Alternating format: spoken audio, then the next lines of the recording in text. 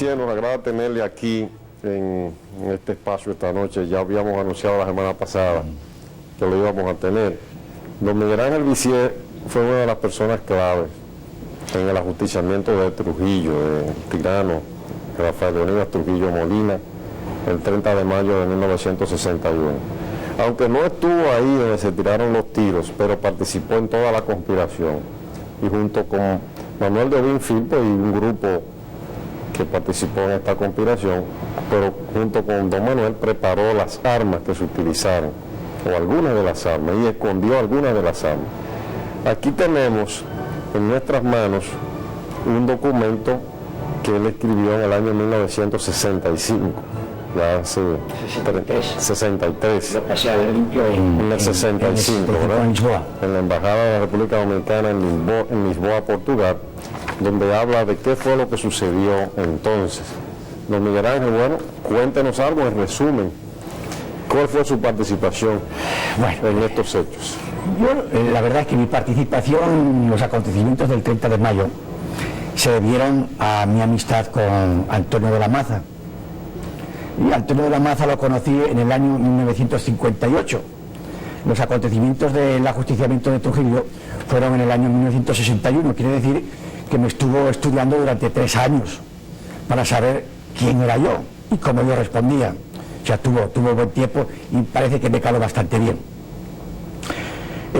Antonio de la Maza lo conocí en la casa de su cuñado, Venancio Alzaga, español, que estaba casado con Margot Michel, que era hermana de la esposa de Antonio de la Maza.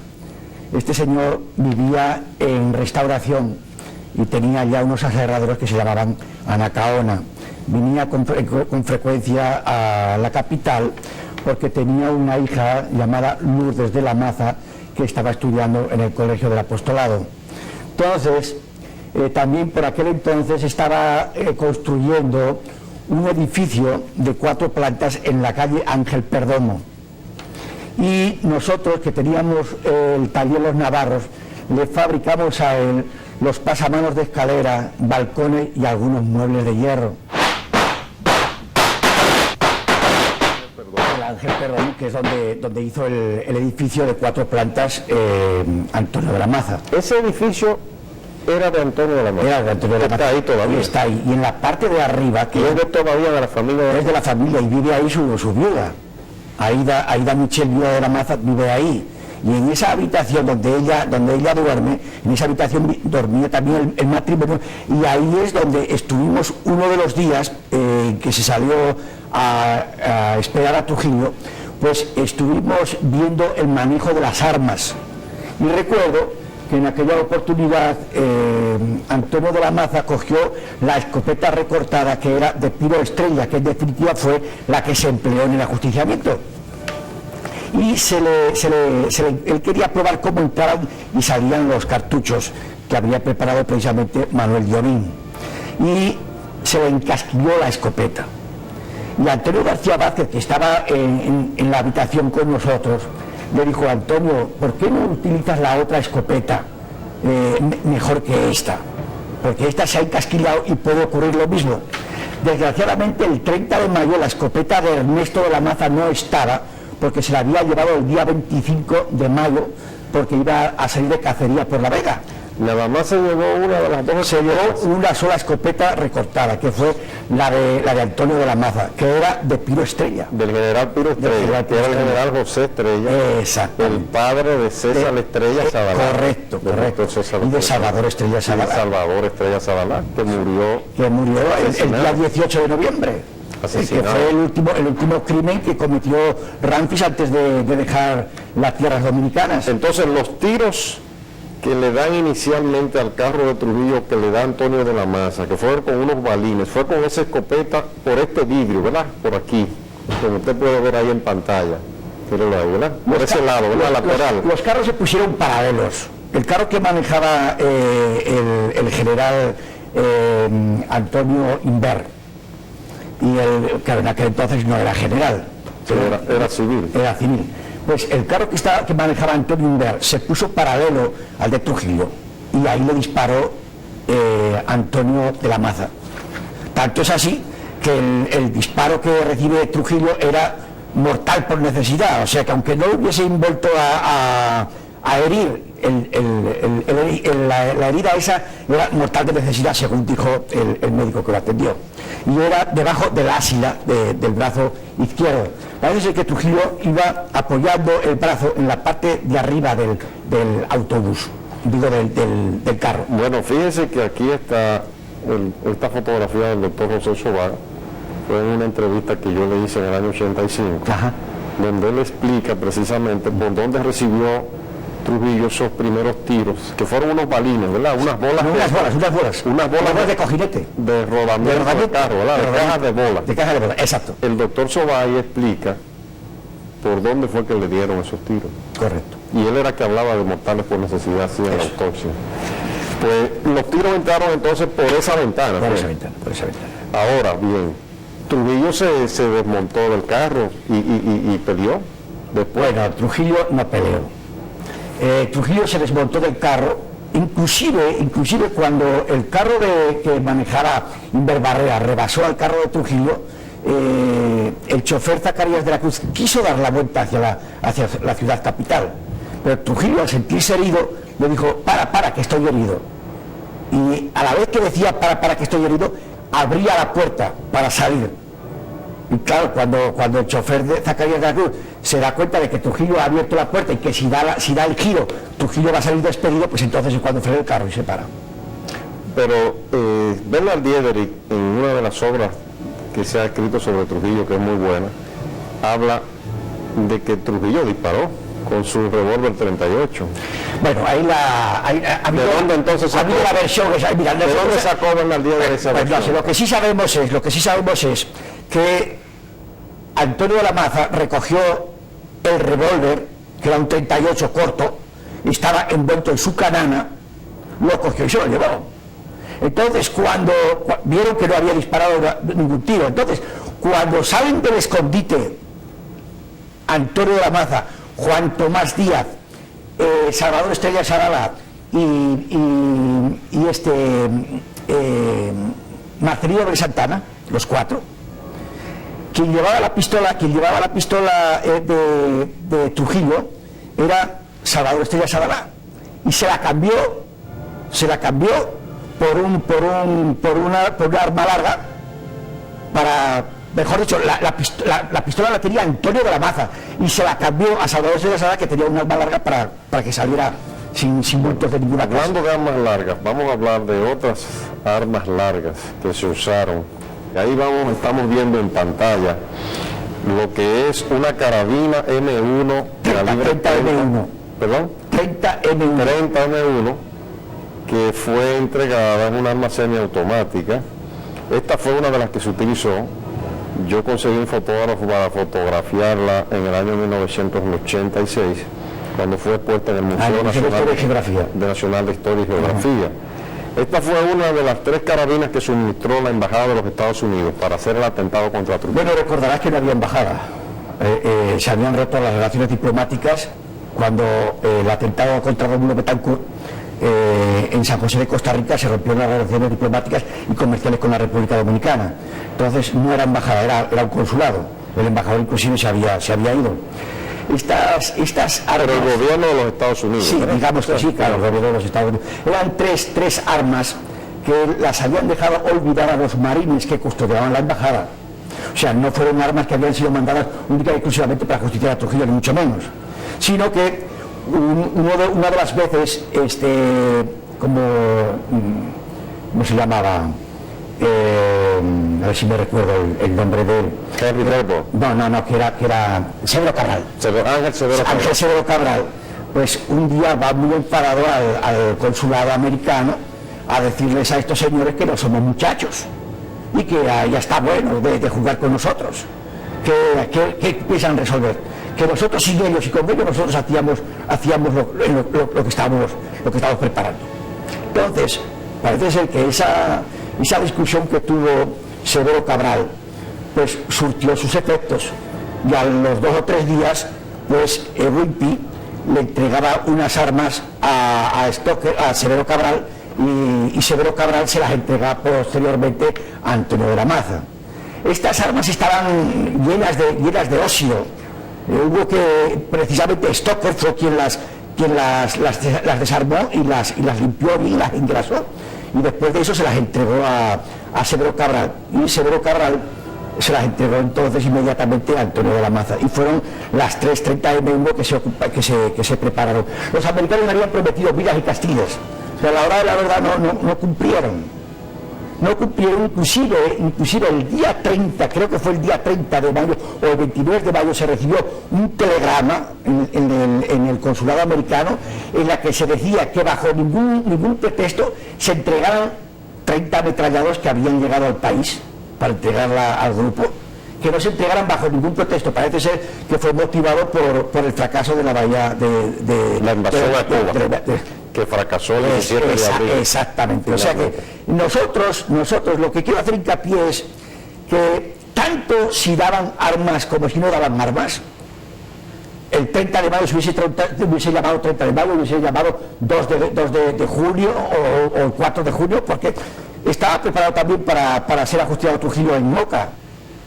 O sea que coincidió. Pero de todas maneras, el grupo contaba con el apoyo del gobierno de Estados Unidos para sustituir al gobierno. Indudablemente que sí, eso fue una Y tranquilidad. era interés también del gobierno de Estados Unidos sustituir al gobierno de Trujillo. Estamos de acuerdo Por en las eso. razones ya que se conocen. Estamos de acuerdo en eso, sí, y fue un buen aliciente tener el apoyo moral de ellos. ¿Cuánto tiempo duró el combate ahí en la autopista que hoy se llama 30 de mayo?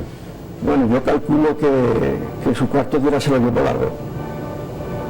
Entonces, el combate, entonces fue, si Trujillo no disparó, entonces fue con el chofer de Trujillo, con Zacarías. Sí, Zacarías de la Cruz primero disparó una ametralladora y después disparó la segunda ametralladora hasta que se quedó sin balas. Entonces Zacarías de la Cruz en ese sentido se comportó valorosamente. Es que claro, por eso fue hasta condecorado en una ocasión. Sí, aquí sí. lo vemos en esta fotografía, Zacarías de la Cruz, y este general Tutin Sánchez, este es el hijo de Trujillo, uno de los hijos, Ramfis Trujillo, cuando fue condecorado por su acción que se consideró de valor, ¿verdad? Frente al grupo que eran 7 personas.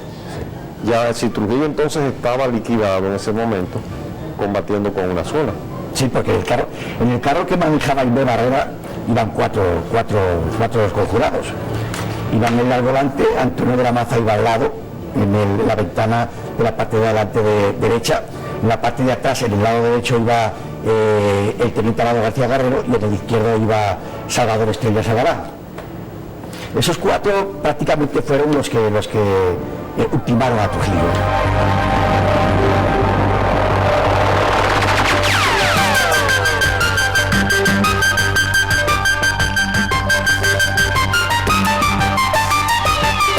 Hablando de varios hechos sobre el 30 de mayo, don Miguel Ángel Visier participó en la conjura que puso fin a la tiranía trujillista el 30 de mayo de 1961 y estuvo preso después de ese día por varios meses, hasta después del 18 de noviembre, mucho más allá, unos días después, 18 de noviembre, que fue la fecha en que fueron asesinados 6 de los participantes en el complot y en la acción de la noche del 30 de mayo, porque era un grupo muy numeroso. Algunos no participaron esa noche, pero estaban metidos en el complot. Don Miguel Ángel, se nos quedaron algunos puntos anoche pendientes, por eso seguimos hoy. Sobre todo me interesa hablar de lo que pasó después de la noche del 30 de mayo de 1961. Aunque antes, yo quisiera, para poder seguir con ese tema, post 30 de mayo, precisar algunas cosas con relación a lo que hablamos anoche. Yo leí los documentos que usted preparó en el año 63, 64, 65, ya cuando los pasó a limpio.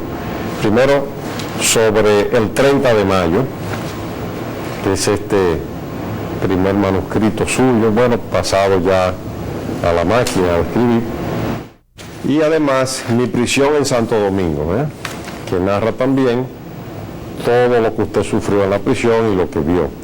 Me llamó la atención que los últimos 2 meses estuvo en la misma celda junto con Salvador Estrella Sabalá. Correcto. Es decir, usted es un testigo especial, un testigo excepcional, porque conoce prácticamente todo lo que sucedió. Usted dice algunas cosas interesantes. ¿Qué ratifican lo que dijo anoche, pero primero quisiera precisar con relación a ese documento y a lo que usted dijo anoche y al libro de Bernard Diedering, que es uno de los libros más documentados sobre el 30 de mayo, la muerte del dictador. Este libro salió ya hace muchos años atrás, Trujillo, la muerte del dictador. Usted afirma, bueno, ¿qué afirma Diedering? ¿Qué afirma usted? Primero, se dice aquí que Trujillo disparó con el 38. Es que hay una realidad. Usted dice que no. No, pero lo dice en el documento y lo dice personalmente. Trujillo no disparó. No disparó porque cuando recogió Antonio de la Maza el revólver calibre 38 corto, estaba envuelto en la canana y la canana estaba repleta de balas, no le faltaba ninguna. Y al tambor del revólver tampoco le faltaba ninguna. El revólver no había sido disparado. Bien, ese es un dato importante. Entonces Trujillo no disparó. No disparó. Además, esa fue la versión que usted recogió cuando todavía estaban vivos los que participaron en los hechos, salvo de la Maza y Juan Tomás Díaz, que habían muerto el día 4 de junio. Correcto. Pero duraron... Yo estuve con Antonio de la Maza antes de que muriera el 4 de junio. Y dijo también eso. Yo estuve en 2 oportunidades con él. La noche del 30 de mayo. Y él dijo también que Trujillo no había disparado. Bueno, él no me dijo eso específicamente porque no le pregunté ni venía a colación eso. Pero hay otras cosas muy interesantes que sí me dijo Antonio de la Maza. Yo creo que sería, por ejemplo, ¿qué le dijo? Yo creo que sería conveniente comenzar a narrar lo del 30 de mayo. Lo del mismo día 30 de mayo, porque hubo unas tentativas el día 17, el día 24, el día 25 y el día 30. La del 17 se salió inclusive y se le esperó a Trujillo, pero en vez de coger el trayecto que cogía normalmente, él pasó por la cervecería nacional. Y entonces los conjurados estaban esperándole antes del Teatro Agua y Luz, o sea que no lo vieron salir a la carretera de hoy 30 de mayo.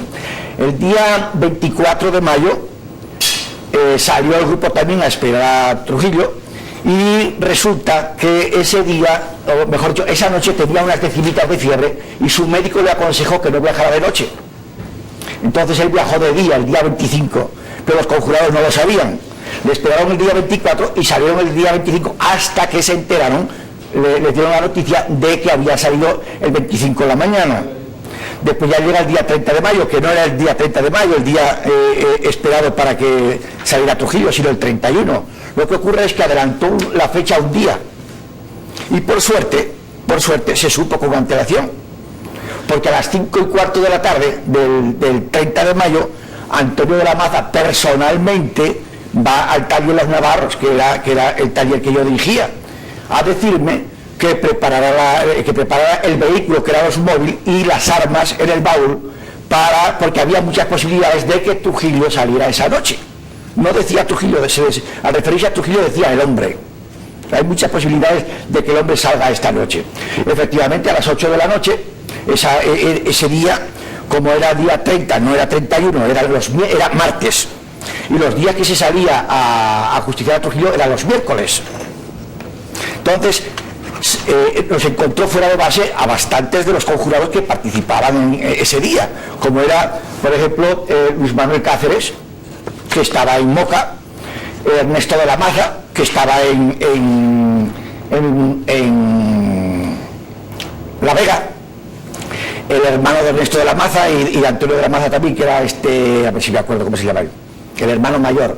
Y faltaban también otros como el doctor Antonio García Vázquez, que también acudía, era uno de los asiduos en los miércoles a estar con los conjurados. O sea que al ser martes hubo muchos que no estuvieron. Pero el martes a las 5:15, como dije anteriormente, Antonio de la Maza va al taller Los Navarros y me da la orden de que tenga preparado todo y vaya a su casa alrededor de las 8 de la noche. Inclusive me dice, ¿y cenas allá? Que efectivamente a esa hora preparé las armas, cogí el vehículo y me llegué a la casa de Antonio. Parqué el Osmóvil en la marquesina y subí arriba, subí al cuarto piso, que era donde él vivía, del edificio que había construido anteriormente y que hicimos mención ayer, que está situado en la Ángel Perdomo número 2. Cuando entré a la casa, estaban sentados ya a la mesa, y Antonio dijo: caramba, se me olvidó, Aida, decirte que había invitado a cenar a Miguel. Aida le dice: no te preocupes, Antonio, que cena y suficiente, ¿no? que se siente, y me senté a la mesa. Poquito rato nos levantamos y Antonio me invitó a ir a su habitación. Él, cuando yo llegué a sentarme a la mesa, él estaba ya vestido con su tradicional pantalón caqui, camisa caqui, y al cinto tenía el cinturón repleto de balas y su pistola. Entramos a la habitación, me dijo que le explicara la situación de las armas. Le dije en qué situación estaba el móvil, que en un saco de yute estaban dos 30 M1, dos Garand 30 M1, y en el otro estaba un Garand 30 M1 y una escopeta recortada. Notarás que digo una escopeta recortada y generalmente eran dos, porque el día 25 de mayo, o sea, días anteriores, se le había llevado Ernesto de la Maza para unas cacerías que iba a salir de cacería por La Vega, y fue a buscarla Gumarra con Tunti Cáceres. Ahí usted ve en pantalla esa el misma, M1, esa fue la M1. Esa misma es. Esa fue de las que suministró el gobierno de Estados Unidos, ¿verdad? Esa es de las tres que quedaron en la embajada americana, olvidadas cuando los marines se retiraron de la misión. Ahora, fíjese que usted sí coincide, a propósito de armas, excúseme la interrupción, usted sí coincide con Bernard Diedering en el sentido de que se usó el M1 en la operación, que se disparó con él. Ahora, hay una diferencia entre el libro del Bernard Diedering y el suyo, y su declaración escrita, y es que usted dice que la escopeta se encasquilló y que nada más se usó una vez. Correcto. Cuando se le disparó de vehículo a vehículo en la autopista. Correcto. Es decir, que a Trujillo en el combate o en el ataque, a él y a Zacarías, al chofer de Trujillo, nunca se le disparó con la escopeta ya cuando estaban. Se le disparó con los 30 sino que M1. Antonio de la Maza, con lo que dispara, es con este M1. Exacto. Bueno, ese es el cadáver de Antonio de la Maza, quien murió acribillado el 4 de junio de 1961. Él estuvo junto con Juan Tomás Díaz, ¿verdad?, también recluido en la casa del doctor Robert Rica. Ahora, hasta ese mismo día fue realmente. Hasta el día 4 estuvo en compañía también del doctor Marcelino de Santana, que fue precisamente a través de él que se ocultaron en la casa de Rick Cabral, del doctor, porque eran colegas y eran bastante amigos. ¿Qué hay de cierto en la versión de que Juan Tomás Díaz y Antonio de la Maza, los dos, salieron de la casa y que fueron a varios lugares de la ciudad, que inclusive fueron al famoso restaurante que todavía creo que está abierto en la San Martín? Sí, en Londres. San Martín, casi que Máximo exacto, Gómez, a exacto. Londres, y A que Londres, comieron a ahí, Londres. a pesar de que estaban siendo perseguidos. Comieron un bocadillo y tomaron, creo que una cerveza o un refresco. Y también existe una versión de que cuando ellos salieron alguien los delató y avisó que ellos andaban por ahí. Sí. Alguien que fue inclusive a donde ellos fueron a pedir algo, algún refugio, algo por el estilo. Eso fue cuando ellos llegaron a la casa de Generoso, creo que se llama Generoso, que era bueno, todavía vive él, y es un señor que era muy amigo de Antonio de la Maza, y inclusive creo que le había hecho trabajos, porque él era o es auditor, creo que es auditor, no estoy muy seguro. Y al salir de esa casa es que los vecinos, al reconocerle, gritaron. Y dijeron, esos son los que mataron a Trujillo, que son precisamente los que aparecen en la foto. Hay otra foto del Caribe, vamos a verla, diferente a la que presentamos al principio, donde ya aparecen más, incluyendo a de la Maza, que es esta. Aquí está Juan Tomás Díaz, ese es Antonio de la Maza, ese es Luis Amía Matión, ese es Antonio del Barrera, Luis Manuel Cáceres Tunti, Salvador Estrella Zabalá y César Estrella Zabalá, el que fue presidente de la Junta, que ahora es candidato presidencial. Salvador fue asesinado Luis Cáceres Tunti Cáceres fue asesinado. Estos dos fueron asesinados el día 18 de noviembre. Correcto. Antonio Imbel está vivo, Luis Amiá Matío falleció ya de dolencias naturales, digamos, hace ya muchos años, en los años 80 por ahí, y Juan Tomás Díaz y Antonio de la Maza murieron peleando.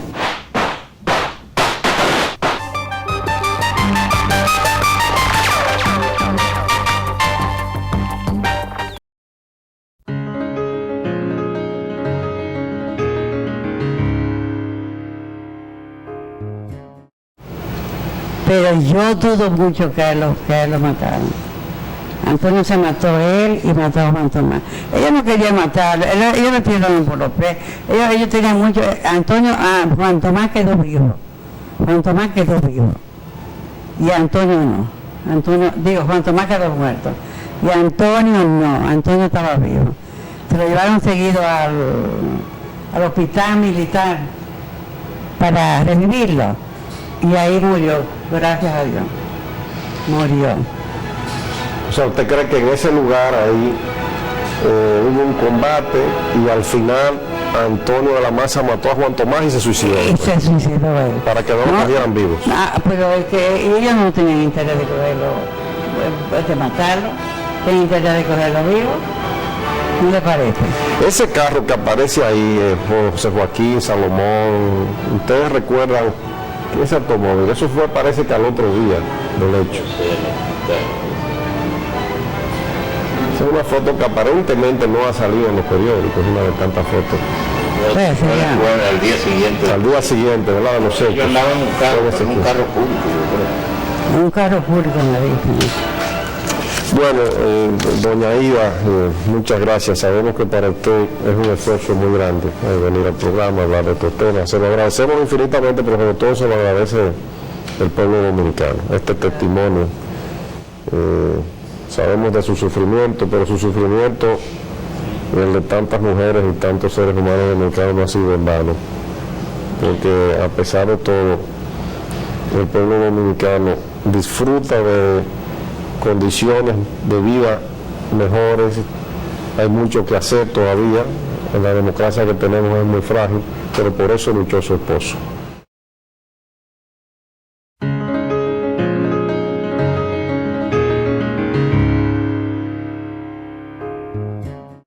Vamos a hablar con doña Maruxa y con su hijo en un momentito de qué pasó hace tantos años, en el año 1957, cuando su esposo fue asesinado, Octavio de la Maza. Octavio, el hermano de Antonio de la Maza,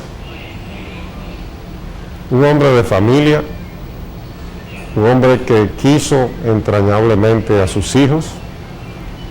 Aquí lo vemos con la niña, en foto de la época, y lo ven con uniforme militar porque era un militar pundonoroso, ejemplar de las Fuerzas Armadas Dominicanas. Entró en el Ejército del Aire en los años 40 y en los años 50 ya era piloto de la aviación militar dominicana. Por la muerte de ese señor que ustedes ven ahí en la pantalla, se decidió la suerte de Rafael Leonidas Trujillo Molina la noche del 30 de mayo de 1961, porque por la muerte de su hermano, de Octavio, que está ahí, por la muerte de él, Antonio de la Maza puso todas sus energías para la eliminación de Trujillo, para justiciarlo, porque no había tribunal que lo juzgara por sus crímenes.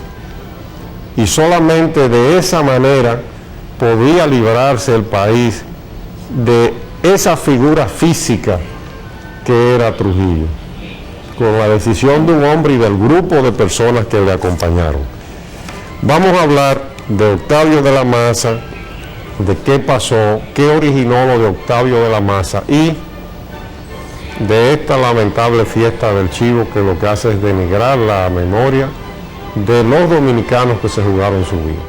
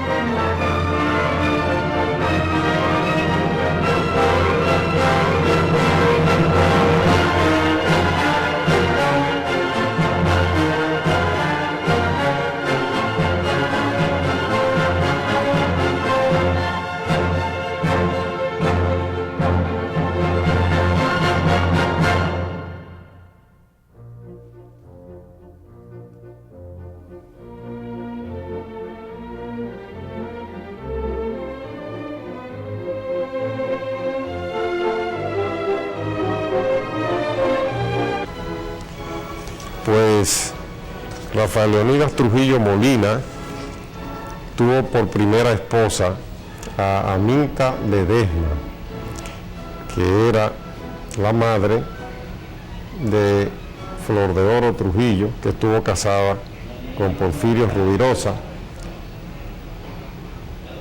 Aquí está Aminta Ledesma, esa fue la primera esposa de Trujillo, era una campesina de San Cristóbal, y a su lado la hija Flor de Oro Trujillo. Ese matrimonio se deshizo y entonces Trujillo luego casó con Bienvenida Ricardo. Bienvenida Ricardo está aquí al lado de Trujillo en el año 1934. Pero estando casado con Bienvenida Ricardo, Trujillo había tenido un hijo con esta españolita, que vamos a ver de inmediato, que está al lado de él, esa españolita.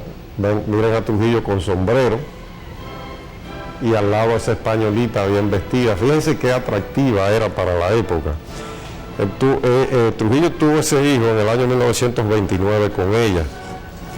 Y en el año 1935 entonces se divorció y se produjeron las bodas Trujillo Martínez en el hogar de los esposos Jacinto B. Peinado, el abuelo del actual candidato vicepresidencial del Partido Reformista Social Cristiano, y de doña Mercedes Solar de Peinado. Allí se efectuaron esas bodas.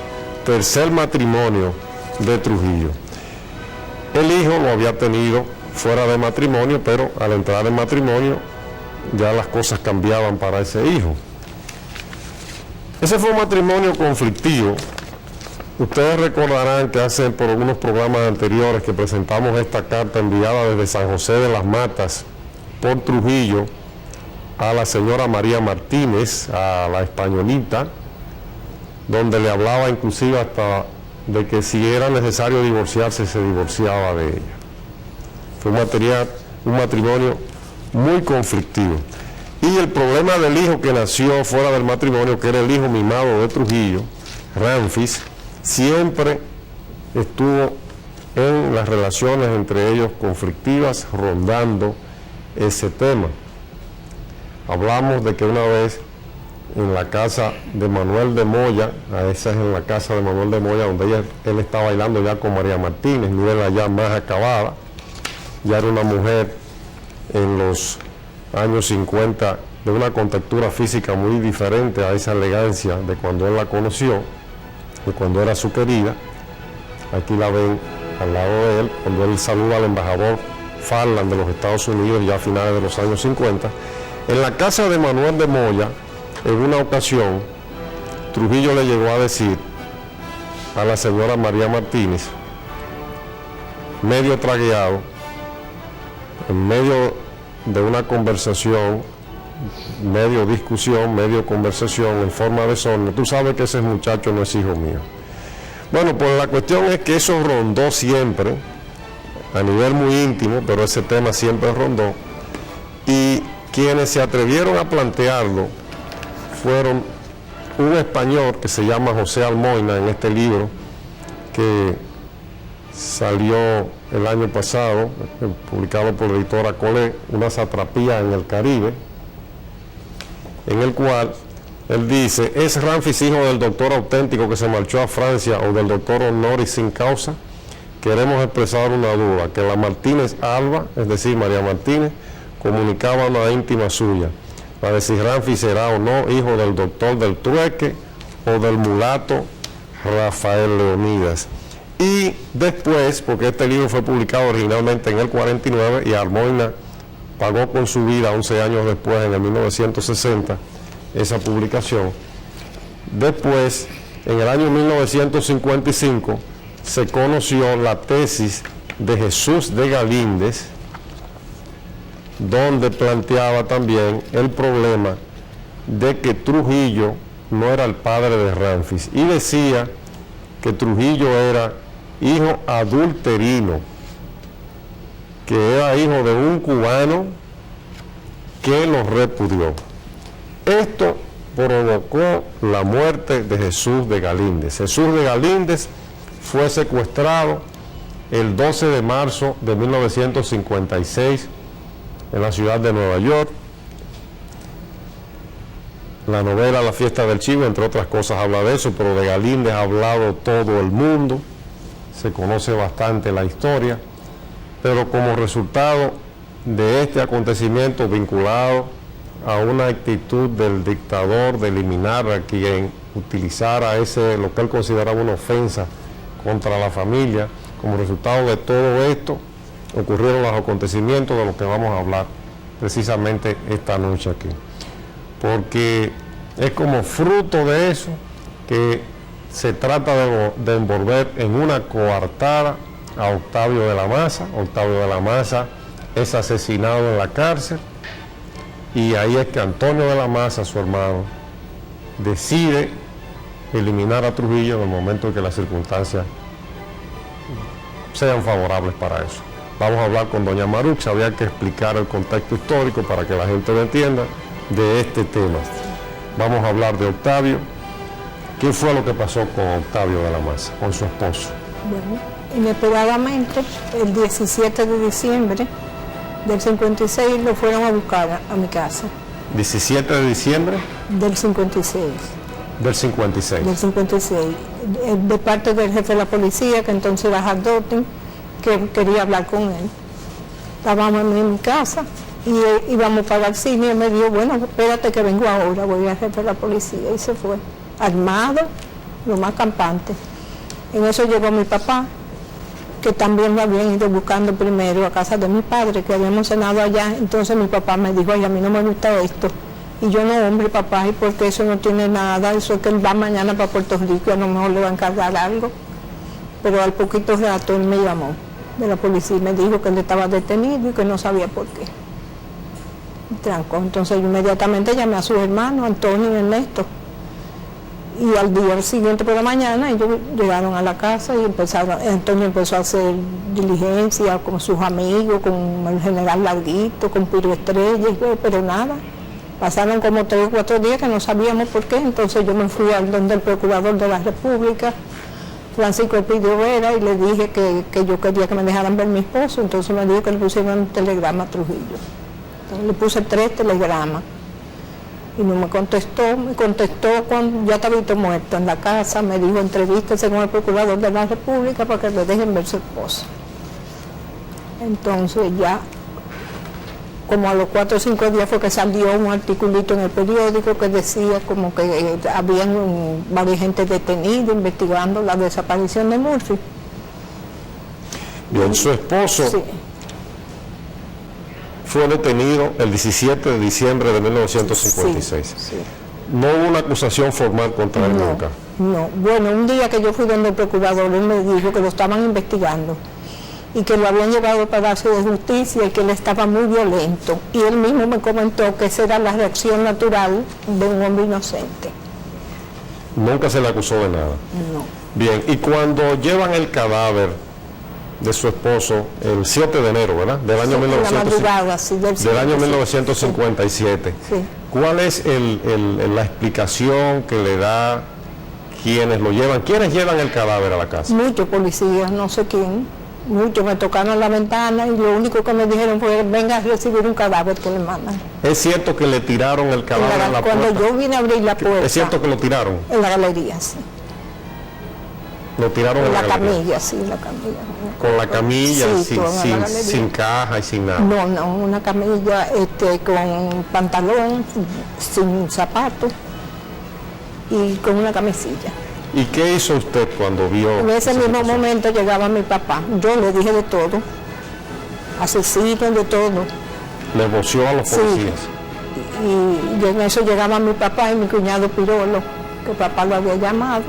Y ya se fueron. Entonces después de entrar un atavito a la cama y mi hermano mayor, que también llegó, me dijo, ¿qué hago con esta camilla? Le dije, tírala en medio de la calle, y la tiró. Y después al rato que le avisamos a los hermanos, toda la familia vino. Bien, entonces después de eso hubo que preparar, Nos fuimos a Moca a llevar el cadáver. hubo que preparar a Tabito. ¿Quiénes participaron? Participó Antonio de la Maza. su Antonio, hermano. Ernesto y yo. Antonio, Ernesto, mi papá y yo. Que los tres murieron también, ¿verdad? Sí, los cuatro. Fueron asesinados Sí, todos. sí, todos. Pero también los otros tres. Ah, sí. Entonces nos fuimos a Moca. ¿Cuál fue la reacción de Antonio de la Maza en ese momento? Bueno, yo lo vi como que se le trancó la mandíbula así, pero no habló, ¿no? ¿Es verdad que Antonio de la Maza, frente al cadáver de su hermano Octavio, juró matar a Trujillo? No, delante de mí no. En ese momento no. En ese momento no. Bien. Como te dije antes, cuando que él estaba preso, que yo le dije un día que creía que lo iban a matar. Eso antes de que lo mataran. Sí, como 4 o 5 presos que no sabíamos por qué. Digo, yo le dije a Antonio, tengo el presentimiento que Octavito lo van a matar y van a decir que se suicidó. Y él me dijo, no, tú estás loca, no digas eso, que Trujillo sabe que si hace eso lo mata. Porque es la única vez que hablamos así, que él habló así conmigo. Bien.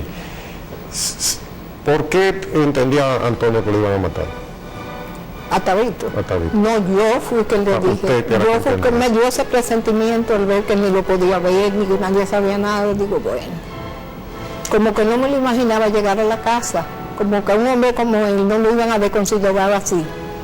De tenerlo preso, incomunicado y un día soltarlo. Yo he leído que Tabito tenía, Octavio, 6 pies de altura y que en la cárcel donde estaba la ducha nada más tenía 5 pies y Sí, medio. Y sin eso embargo sí, dijeron que yo- se ahorcó. sí, que se ahorcó. Es decir, que fue que lo ahorcaron. Pero él tenía como sogas en los brazos y en las piernas. En las Y manos. un golpe en el costado izquierdo, aquí. Un golpe muy raro. Y aquí.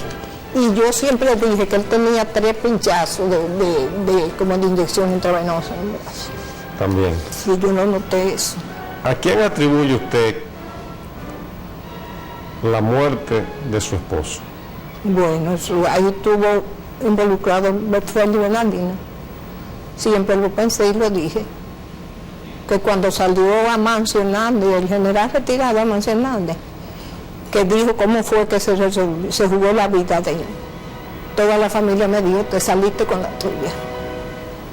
¿Por qué Félix Bernardino usted entiende que estuvo detrás de la muerte de su Bueno, esposo? porque siempre oímos decir que también él había jurado vengar la muerte de su hermano, Luis, que en un accidente en Londres, en defensa propia, David lo mató.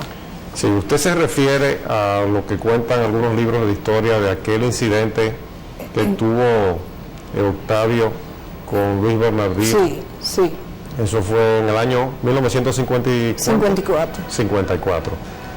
¿Qué fue lo que pasó en esa ocasión? Yo no estaba presente, sino que yo estaba esperando, a Tabito me dijo que iba a ir a jugar golf, que lo esperara vestido con la niña y que él iba a lavar el carro al consulado. Y yo al ver que él se dilataba, llamé al consulado por teléfono y me salió una voz de hombre en inglés. Pensé que me había equivocado y volví y llamé. La misma voz me dijo que solamente estaba allí la policía porque había pasado una desgracia. Entonces el embajador llegaba en ese momento a la casa y me dijo que sí, pero que todo estaba bajo control, que estaba en el hospital, que estaba vivo. Y hasta el otro día yo no lo vi a él. Lo que pasó ahí fue que ellos tuvieron una discusión y Bernardino subió a disparar, buscar un arma para después de la disparar. discusión, que se violentaron bastante los dos, él le pidió excusa a Tabito. Tabito se iba y entonces le pidió excusa que no se fuera, que somos hermanos, que sé yo qué. Y subió a la habitación y cuando vino con el arma y le disparó. Bernardino le disparó. Sí, a Tabito. Y Tabito le dijo, pero yo estoy desarmado, me vas a tirar así. Me dijo que él le contestó, es mejor así. Entonces Tabito, herido, porque en el vientre, con 2 balazos, luchó con él para quitarle el arma, que tenía una herida en la mano también. Y con su propia arma, él salió corriendo y le tiró. Y Tabito me decía que él le tiró al bulto, porque ya le estaba que no veía bien.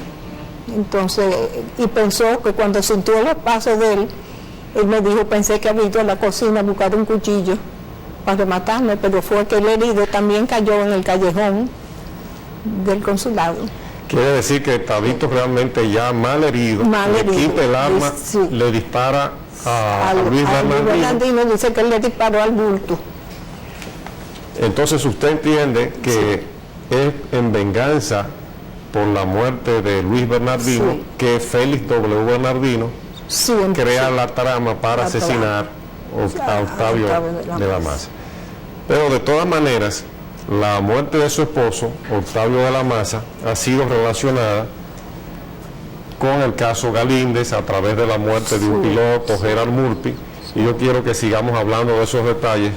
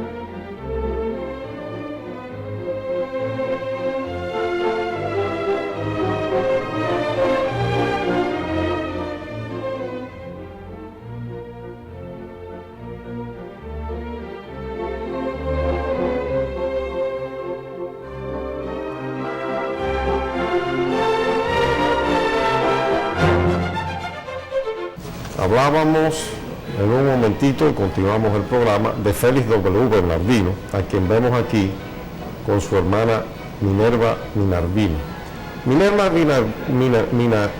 Félix W. Bernardino y Minerva. Minerva fue la persona, según se dice, que le envió un informe a Trujillo sobre la tesis del español Jesús de Galíndez, La era de Trujillo, en la cual, además de un análisis del régimen, se decía que Ramfis Trujillo era hijo adulterino de Trujillo. Ramfis Trujillo fue el hijo que Trujillo más mimó y que más quería y que trató de convertirlo realmente en un personaje, pero Ramfis Trujillo nunca adoptó una disciplina.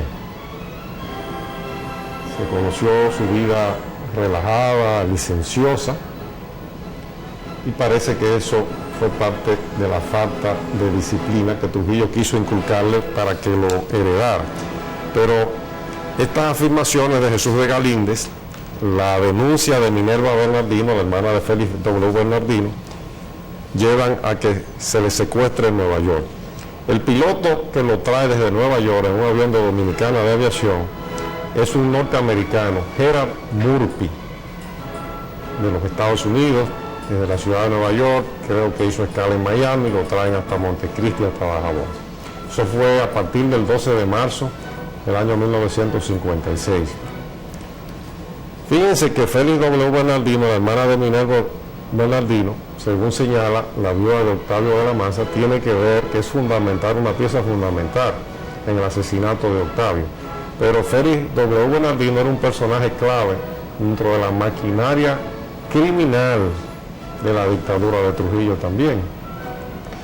Pues Gerard Murphy trae a Galíndez a la República Dominicana, y hay una versión que da Mario Vargas Llosa, pero mencionando nombres y apellidos. Habla de Octavio, habla de Antonio de la Maza, de una conversación bastante extensa, donde prácticamente y evidentemente, explícitamente, se quiere demostrar en la novela que Octavio de la Maza es entonces el que trae a Jesús de Galíndez desde la frontera, desde Montecristi, hasta la Hacienda Fundación.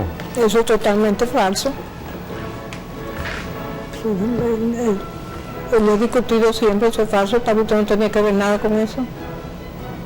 Ni hubiera dicho algo a su hermano o algo a mí, nada. Estaba muy ajeno a todo. Se fue de su casa como un corderito. Nosotros llevábamos una vida muy normal, haciendo planes. A cada rato flotaba él un avión de CDA, un avioncito, un Vive. Y nos íbamos con los niños a Constanza y nos pasábamos el fin de semana y veníamos. Si él hubiera tenido alguna duda, algún día nos hubiéramos ido. ¿Verdad? ¿Tú no crees? ¿Cómo era Octavio en su vida familiar? Bueno, un hombre sencillo, amoroso, y dedicado a nosotros, a su familia. La primera fue la niña, ¿verdad? Aquí, Sí. aquí lo vemos. Sí, todavía en esa foto Octavio no había nacido. Eso fue aquí en Santo Domingo. Esa ¿O esa fue que en está Londres? en Londres. Eso fue en Londres, ¿verdad? Y esta otra fotografía en que él aparece ya con la niña más grande. Ya aquí. Eso Después fue en que Santo regresamos, Domingo. Sí, aquí en ¿verdad? Santo Domingo. En la ¿Cómo casa se de- llama la niña? Ya una dama, ¿verdad? Verónica. Verónica. Y en esta fotografía, ¿con quién aparece en esta otra fotografía? ¿Con quién? ¿Cuál es? Ella misma, la niña y yo, él y yo, Ese. en Londres también. Eso fue en Londres. Sí. Octavio, quien la acompaña, nació en Londres, ¿verdad? No, aquí, al mes Octavio de nació aquí nosotros porque llegar. regresaron, pero se gestó allá. Al mes, sí. Estaba ya en Para gestación. llegar, sí. Aquí vemos a Octavio de la Maza con su uniforme de piloto de la aviación militar dominicana, lo que es hoy la Fuerza Aérea Dominicana. Sí, ¿Con quién está él aquí? con la niña. Con la niña también. Sí. Todavía Octavio no había nacido. Esta otra fotografía que vamos a ver ahora, eso es en Londres. También, con la niña. Sí. ¿Cuánto tiempo estuvieron ustedes en Londres? 1 año y 8 meses. ¿Un año? Y 8 meses. ¿Usted cree que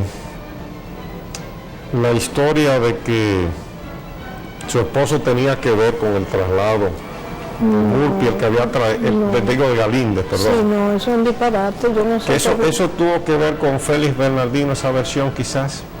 No te sé decir quién fue. Alguien hilvanó el asunto, como Murphy que lo trajo de un sitio a otro, pensaría que de la masa de Montecristi aquí, pero no.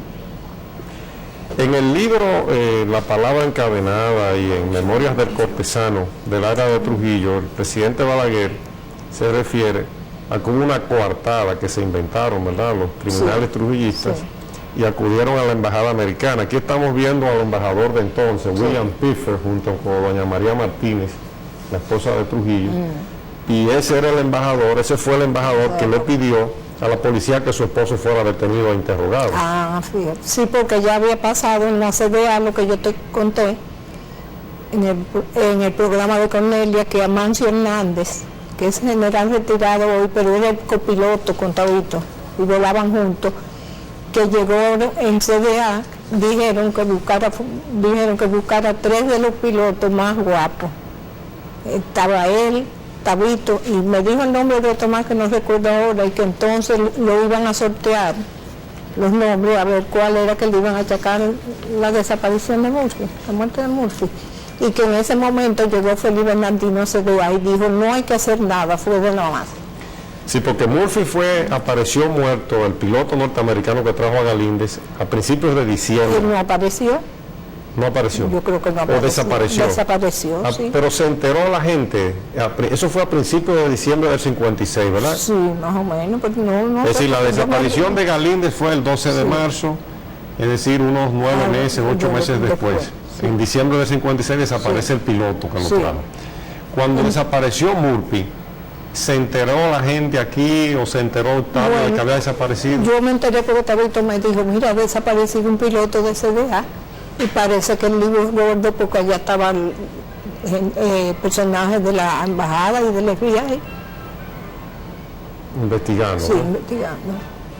Bien, vamos a continuar hablando porque hay una serie de detalles de los cuales yo quiero que usted nos dé. Pero su después no opinión. volvimos a hablar de eso más. Eso se borró de nosotros. Y después vino la sorpresa de su detención. Sí, Pero él no se yo- imaginaba No, ni remotamente. para qué lo detenía. No, de la puerta ni siquiera se devolvió. Me dijo de la puerta, vengo ahora.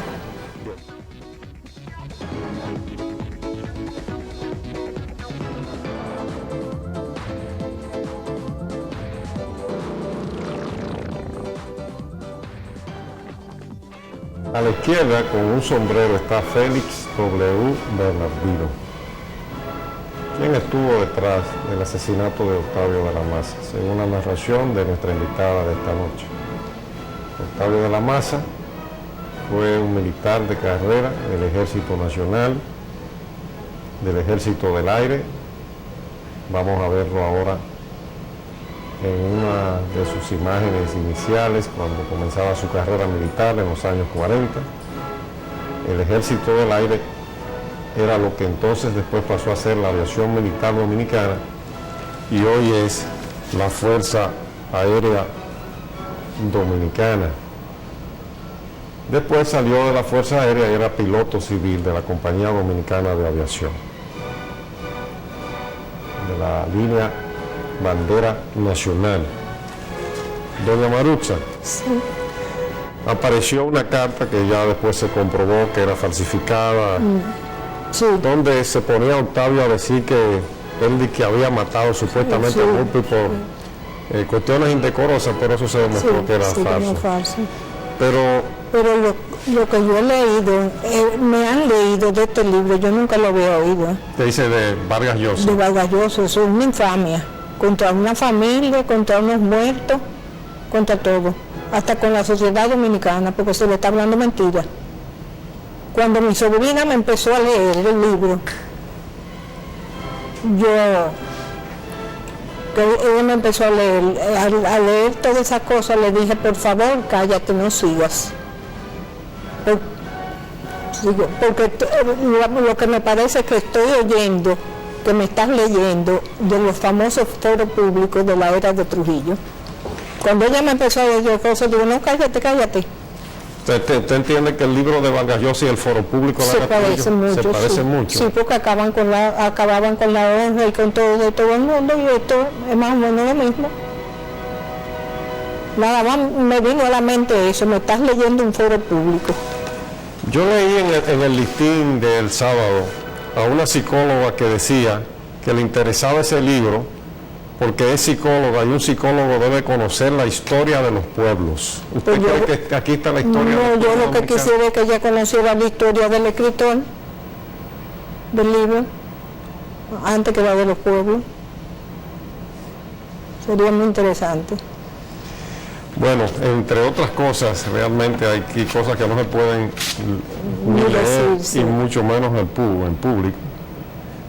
Dice Miguel Ángel Báez Díaz y le atribuye a Salvador Estrella Sadalá, porque usa nombres y apellidos. Todo no. Es uno de los que están lamiéndole él a Trujillo, pero después ponen a Salvador Estrella Sadalá diciendo todos somos uno, lámele a Trujillo. Ay, qué barbaridad es. Y después, naturalmente, cuando empieza a hablar de Octavio y de Antonio, pone a Octavio como cómplice en la llevada de Galíndez, emborrachado, No.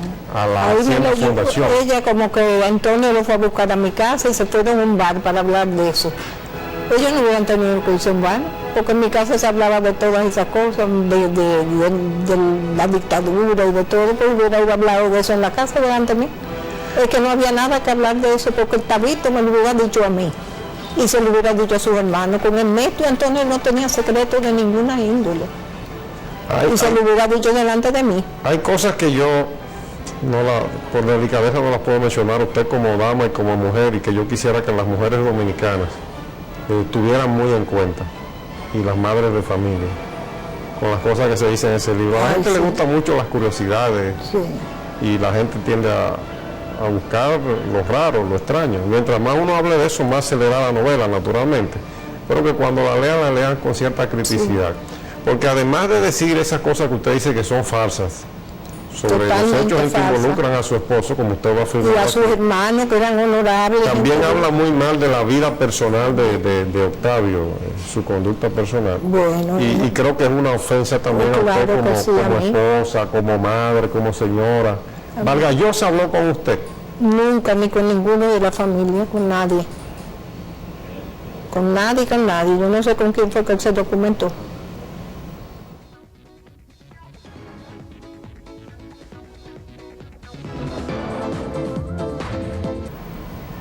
Doña Marucha, ¿cómo era su esposo Octavio como esposo, como compañero? ¿Cuál era su conducta? Bueno, maravilloso, el amor de mi vida.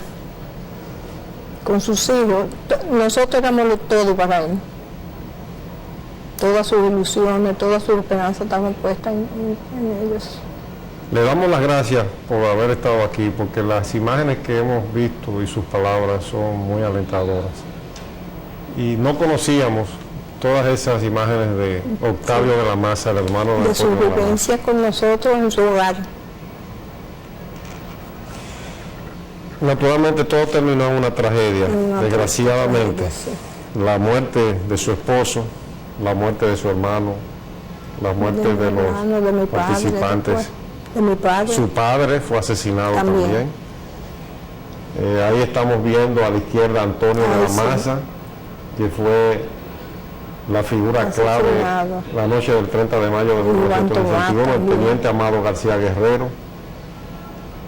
También estaba Juan Tomás Díaz, Sí. anteriormente Antonio de la Maza jugó un papel decisivo como los demás, pero sin Antonio de la Maza no hubiese habido 30 de mayo. Ahí está a la izquierda, a la derecha Juan Tomás Díaz, porque Antonio de la Maza fue la fuerza gravitacional que los llevó esa noche, el 30 de mayo de 1961, al grupo, a la avenida. Yo me pregunto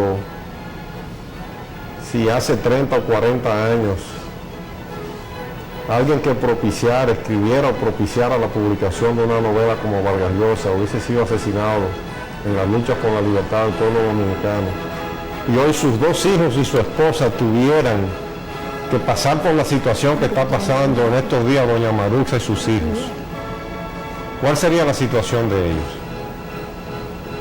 Si hoy, en el año 2000, dos hijos y una viuda estuvieran atravesando la misma situación por la que atraviesa doña Marusa, a tener que ver las cosas que se dicen en este libro que dice ella que no son ciertas. Bueno, para mí ese libro es una burla a nuestros muertos y al pueblo dominicano, porque tú no le puedes presentar a un pueblo su historia en esa forma falsa. Pero tengo fe en el pueblo dominicano, que fue muy solidario con nosotros en nuestra desgracia. Tengo muy lindas vivencias de muy buenos amigos que nos respaldaron. Cuente con mi respaldo y cuente con el respaldo del pueblo dominicano, doña Maruxa y Yo. Octavio, el hijo de Octavio de la Maza. Tanta burla, a tanta sangre Sí. y a tanto esfuerzo del pueblo dominicano. Pero habrá patria. No, pero los pueblos tienen historia que no es esa. Gracias. Gracias amigos televidentes por su atención. Muy buenas noches. Hasta el próximo programa, si Dios quiere.